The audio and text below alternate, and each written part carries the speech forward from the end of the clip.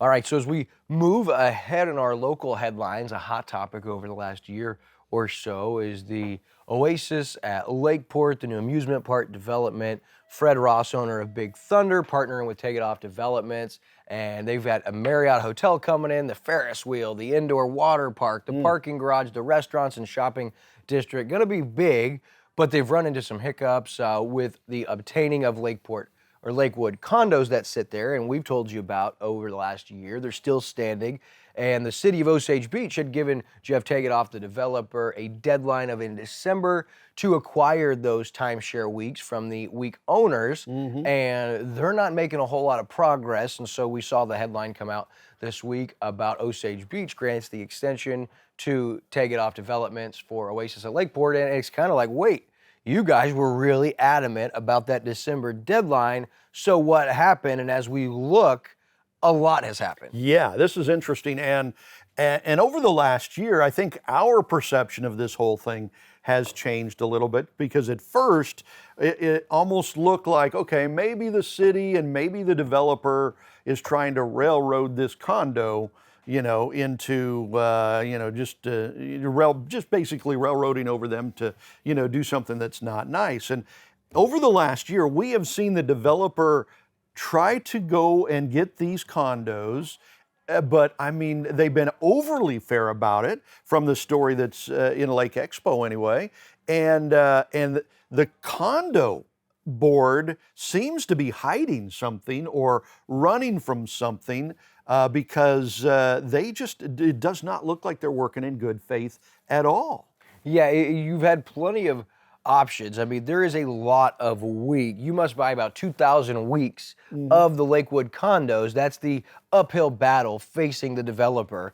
And so they've been blasting and excavating and construction. In the process, they've been obtaining by the private owners week by week, been obtaining the timeshare. But what's interesting is that they should legally have the right to the list of every single deed owner within the organization or the condo and be able to contact them.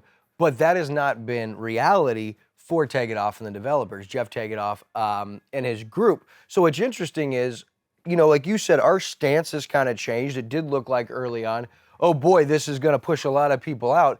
But they even worked a deal with Treetop Specialties. At one point, they said, hey, if you don't want to lose your slice of Lake Paradise, we admit it. Like, this is not going to be the most appealing place, all the construction, all the tear down. Like, we still want you to have a slice of heaven.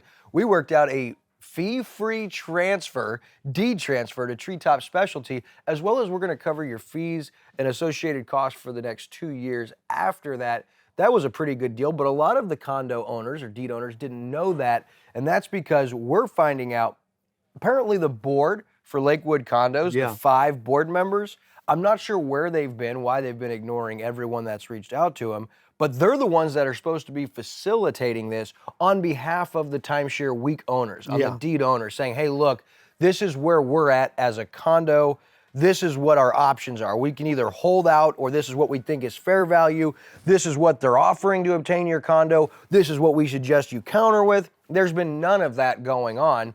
And so... And apparently the board has been hiding some stuff from the condo owners, like offers to buy. Correct. They haven't been told about that. Or the developers wanted to come to their annual get-together, and they weren't told about that. But offers have been made. So let's see, Tegehoff offered $4.5 million for the Lakewood Resort with a $100,000 allowance for costs related to closing the sale. The board's counteroffer, so this is the condo board, they counteroffered wanting $8 million with a $2 million allowance, okay? And listen, Chris, real quick. Yeah. That was way back early on in the discussions, and the condo obviously having those discussions to the point where after the initial offer, they counter the developer. Yeah. But then less than a month later, they tell the board members the board member tells the deed owners there were no offers and there's no negotiations going on. So there's your first red flag as far as, wait, you made a counter of $8 million with $2 million in allowances. Then you went and told your deed owners a month later at your annual meeting, which you didn't allow the developer to come to, to present to the deed owners, which you would think you as the board, doing your diligence, would want to show the deed owners the best deal that'd be available to them. Not the case. So they tell them there's no deal on the table, there's no discussions. What's funny is a counteroffer of $6.25 million with 200 cost allowance was offered on April 4th. Well, that was rejected. So finally on April 19th, later that month, Take It Off went ahead and the developer sent the full ask, right? You wanted $8 million and $2 million cost allowance, and they made that full offer, and then the board, and it's Hush Blackwell, the legal team for Take It Off, says the developer was informed the offer had been rejected and the board was terminating discussions with the developer over the potential purchase. All the while, this board telling the condo owners, deed owners, there's no ongoing discussions. It's amazing. I mean, and so if you didn't get that, what the condo board asked for, $8 million and $2 million in cost allowances, the developer came back and said, okay, we're going to give you all of that, exactly what you want, and they said no, right?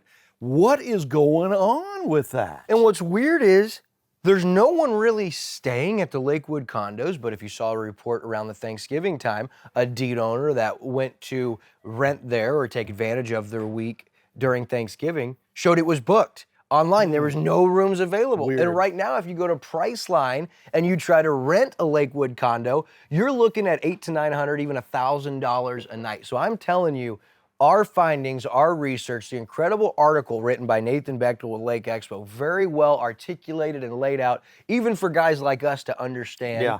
And we're dumb, I mean, it takes a lot to get us to understand, right? But it just leads me to believe something is going on with these 5 board members. You got 2,000 weeks of a timeshare that you're in control of. It's not a super popular destination. It's not like you guys have done a lot with the property or are renovating it or upgrading it or adding a whole lot of new deed owners. But all of a sudden now it's full. No one can get a hold of you.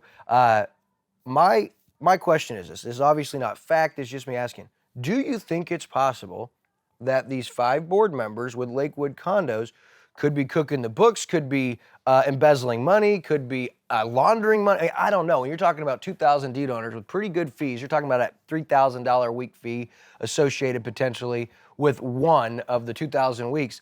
I mean, could there be something where they thought when they countered with $8 million, well, that's such an unbelievable high valuation for this property, they're going to say no and we'll be fine. Well, when they got that full ask, they were like, oh, crap. No, negotiations are off. We're not talking. Yeah. I mean, and I hate to get to this point, but listen, we can no longer look at the city of Osage Beach and say, well, why are you extending that for them? Well, I'll tell you why they're extending it, because the condo board is awful. They're absent. They're not communicating. And so the city, who has, in good faith, done their diligence and gotten to this point in the development, you can't really turn your back now, especially when one of the two parties, you either got the developer or the condo board is really making it difficult. So I think the city is saying, look, we're too far into this. We'll absolutely extend. And Cole Bradbury said when asked at the board meeting about a week ago, was asked, okay, so what happens if this extension gets to the end and it expires and they still haven't acquired the timeshares legally?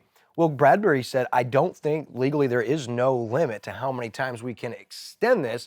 But I'm telling you, you can't really paint Jeff Take It Off, the developer, to be a bad guy when he's bent over backwards, done everything as far as offer a deed transfer, cost-free, fees associated, waived for 2 years. I mean, he's wanted to present to the condo owners and tell them exactly what his offer is and communicate with them.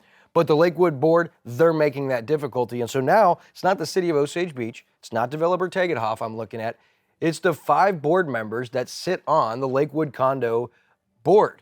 Where are you guys at? What are you doing and what do you have to hide? And if nothing, please come talk with us. We'll open up a seat right here on Cup of Coffee. We'd love to have a conversation. But I'm telling you at this point in time, like I said, not the city, not the developer, something stinks about Lakewood condos. Sure looks that way. And in late August, Hirsch Blackwell says the board sent a poll to the Lakewood owners, these condo owners, asking if they would like to sell their timeshares. And the result of that survey showed that 500 weeks participated in the survey, and 66% of the respondents intended to sell their timeshares. So it looks like a majority of the condo owners, at least 66%, want to sell, right? But it doesn't seem like they're getting the information from the condo board. So yeah, it's going to be interesting to see where this goes. And I would imagine there's going to be legal proceedings and things that go on as far as is the board at Lakewood giving what they should be to take it off as far as what legally is his to have access to, like that list, contact information, financials,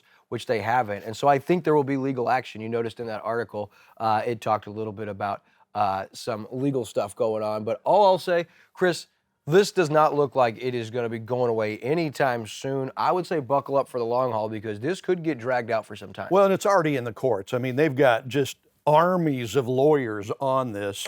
At least the developer does. They've had to force the timeshare board to get information. The board refused to provide member lists to the developer, which it is legally required to do. So the developer sued in October. Judge ruled the association had to produce the member list, and then they finally did on the last day. So it does seem like the condo board is trying to hide something or slow roll something. And when this all started, I was kind of on the condo board side. Okay, they got a low offer, they almost took it, and then they said, wait a minute, we need more money. Okay, I understood that, right? It's probably worth more than that. And then they got more money. They got that $8 million and, a $2 million in fees, and they got everything they wanted, and they still ran from it. So something doesn't look right. And listen, I mean, for the first, like you said, we kind of felt like the developer was maybe the big bad guy coming in, and that's the way they painted it. But listen, those were all really bullets that we put in our own gun. Yeah. The board has not done anything to help with that. They haven't come out. And it's like, if you guys have concerns or you're worried about something, voice those, because it's starting to look really bad by the way they're sitting silent. Well, and then, but after all of this, everything that the developer doing is still on schedule, apparently. The story says as long as Tegehoff and company are able to acquire timeshares by June, so they've still got, 6, 7 months. He says the project timeline will proceed uninterrupted, and in spite of the delays, he speaks with confidence his eventual acquisition of Lakewood is going to happen. Quote, it certainly is not holding anything up regarding the amusement park, he said, the delays, but it would certainly make things easier. This is ultimately going to happen, so why delay it? So the developer, very confident this is all still going to get done and maybe even still on time. But something is not right with that condo situation. And if you had been, again, not saying this is fact, but if you had been cooking the books, and if inevitably you knew this was going to sell or this was going to come to close, you might need some time to get your affairs in order and cross your T's and dot your I's or whatever you want to say before that acquisition takes place and your books are open and an audit takes place, because that's the only thing I can really come to is there's got to be something going on